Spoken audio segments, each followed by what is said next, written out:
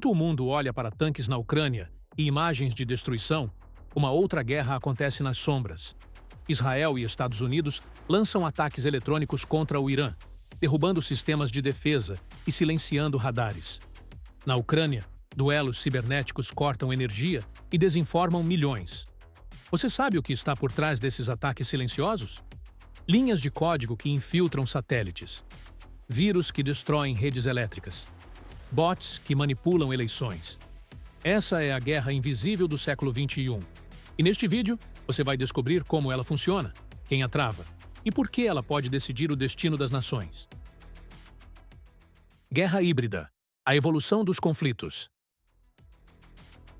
Até pouco tempo atrás, entendíamos guerra como movimentos de tropas, bombardeios e linhas de frente. Mas, desde 2014, a Ucrânia nos mostrou o futuro. Enquanto tanques rolavam em Donetsk, hackers russos derrubavam redes elétricas em Kiev, deixando milhões no escuro.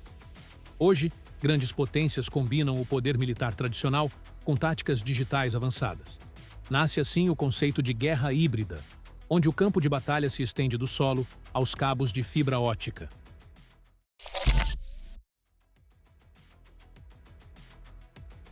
Enquanto milícias pró-Ucrânia e pró-Rússia trocam fogo no leste europeu, potências como Estados Unidos e China atuam nos bastidores. Por meio de financiamentos secretos, suprimentos e treinamento, esses atores evitam o desgaste de um confronto direto, mas alimentam conflitos locais que se arrastam por anos. Na Síria e no Afeganistão, por exemplo, vemos esse mesmo tabuleiro. Mercenários e forças aliadas lutam no lugar de grandes exércitos, garantindo influência política e geoestratégica sem arriscar soldados próprios. Em 2023, Israel e Estados Unidos orquestraram ciberofensivas simultâneas contra sistemas de defesa do Irã. Sem disparar um único míssil, eles incapacitaram radares, interromperam comunicações militares e plantaram backdoors em servidores estratégicos. O resultado? Sanções mais eficazes e pressão política intensificada. Tudo antes de qualquer bombardeio convencional. Satélites interceptam ligações e mapeiam redes de comunicação inimigas em tempo real. Drones espiões alimentam centros de inteligência com imagens ao vivo. E malwares sofisticados se infiltram silenciosamente em sistemas de defesa, corrompendo códigos e criando brechas, antes mesmo de o alvo perceber o ataque. Quer um exemplo recente? Hackers iranianos lançaram uma campanha de ransomware contra usinas de água em Israel, quase causando colapso no abastecimento de áreas residenciais. Essas batalhas híbridas evitam a escalada nuclear e mascaram o protagonismo das potências. O custo, porém, é sempre pago por civis. Apagões, falta de serviços essenciais e hospitais em colapso. Mas tudo isso ainda respira armas e explosões. A próxima guerra, porém, não precisa nem de pólvora nem de projétil. Ela é invisível. A guerra invisível. A guerra cibernética acontece sem sirenes, sem soldados, sem fronteiras. É um novo tipo de conflito, onde as armas não fazem barulho. São linhas de código, inteligência artificial e redes infectadas que se movem como fantasmas. O inimigo pode estar a milhares de quilômetros de distância e, ainda assim, paralisar um hospital, derrubar uma rede elétrica, roubar informações de um governo inteiro ou manipular eleições inteiras com apenas alguns cliques. Esses ataques não deixam crateras, mas deixam sociedades em colapso. Em 2020, a SolarWinds, uma empresa que fornecia softwares para o governo dos Estados Unidos, foi invadida por um código malicioso que ficou oculto por meses. Quando foi descoberto, dados de órgãos como o Tesouro, o Pentágono e a NASA já haviam sido expostos. Em 2022, ataques cibernéticos russos derrubaram 70 sites do governo ucraniano, horas antes dos primeiros mísseis cruzarem a fronteira.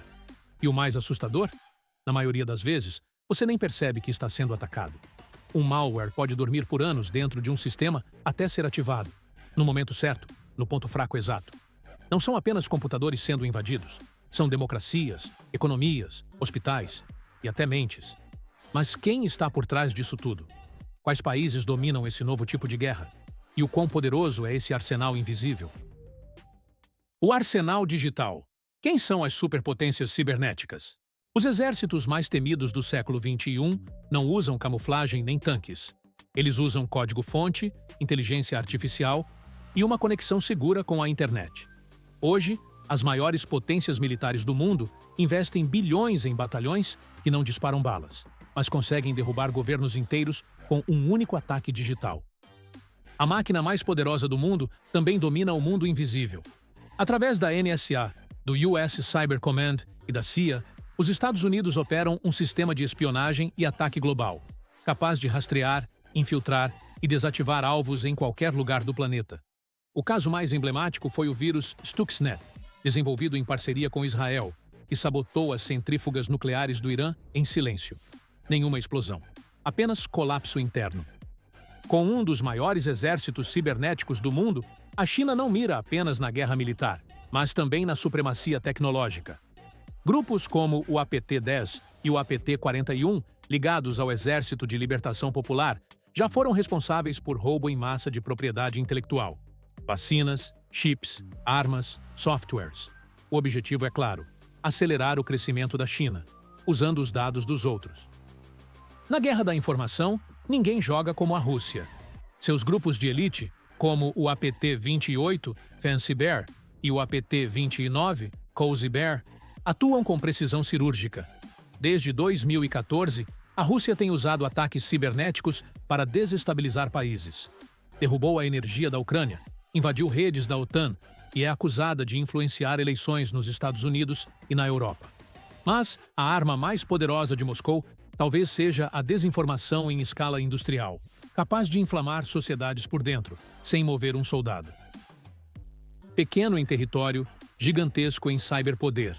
A unidade 8200, braço de inteligência eletrônica de Israel, é uma das mais avançadas do mundo. Foi essa unidade que ajudou a desenvolver o Stuxnet e que, segundo analistas, lidera ataques de sabotagem a sistemas iranianos até hoje. Israel atua de forma preventiva. Prefere neutralizar ameaças digitais antes que elas se tornem físicas. Embora ainda esteja atrás em tecnologia, o Irã compensa com estratégia. Seus grupos, como o APT-33, APT-34 e APT-35, Charming Kitten, atacam sistemas críticos de Israel, Arábia Saudita e até dos Qantas. O Irã domina a retaliação assimétrica, causar grandes danos com poucos recursos. Hospitais, abastecimento de água e infraestrutura civil estão entre os alvos mais comuns. O Brasil possui estruturas de defesa cibernética, como o CDCiber, Comando de Defesa Cibernética do Exército. Mas, quando o assunto é capacidade ofensiva, ainda está distante dos protagonistas. E numa guerra onde o primeiro ataque é invisível, quem não está pronto já perdeu. Mas afinal, como funcionam esses ataques? Como um simples clique pode derrubar uma cidade inteira? Imagine acordar e perceber que nenhum hospital está funcionando, nenhum avião decola, as luzes da cidade apagam, as comunicações caem, e você não faz ideia de quem apertou o botão. É isso que uma guerra cibernética pode fazer. Mas como esses ataques acontecem na prática?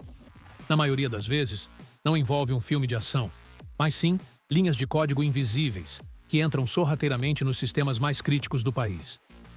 Primeiro passo: invasão.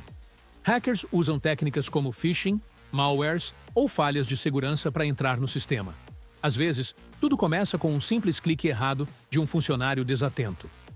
Segundo passo: infecção. Depois de entrar, o vírus se espalha. Como uma infecção digital, ele pode roubar informações sigilosas, assumir o controle de máquinas, ou simplesmente desligar tudo. Terceiro passo: espionagem ou sabotagem. Alguns ataques ficam escondidos por meses ou anos, coletando dados, espionando comunicações, vigiando tudo o que acontece. Outros são feitos para explodir de uma vez, travando redes elétricas, derrubando bancos, apagando registros. E o mais perigoso é que nem sempre você sabe que está sendo atacado. Às vezes, o ataque não mira o sistema, mira a mente das pessoas. Fake news, deepfakes, manipulação de opinião, tudo isso também é cyberataque, porque controlar dados é controlar decisões. E quem controla as decisões, vence a guerra. Mas, e quanto a nós? Como podemos nos proteger? Ou melhor, será que podemos? Hoje, não são tanques que invadem primeiro, São códigos. Não é preciso atravessar fronteiras. Basta atravessar uma senha fraca. Não se escuta o som das bombas, mas os efeitos são os mesmos. Caos, medo, desinformação. A guerra mudou. E ela está aqui, agora, mesmo que você não veja. Você pode achar que isso está longe da sua realidade, mas tudo o que você faz está conectado. Seu celular, seu e-mail, seu rosto, sua opinião. Tudo pode ser um campo de batalha. Tudo pode ser uma arma. E nessa nova guerra, você é o alvo mais vulnerável. E a pergunta é: você está preparado? Ou ainda está lutando uma guerra que já acabou?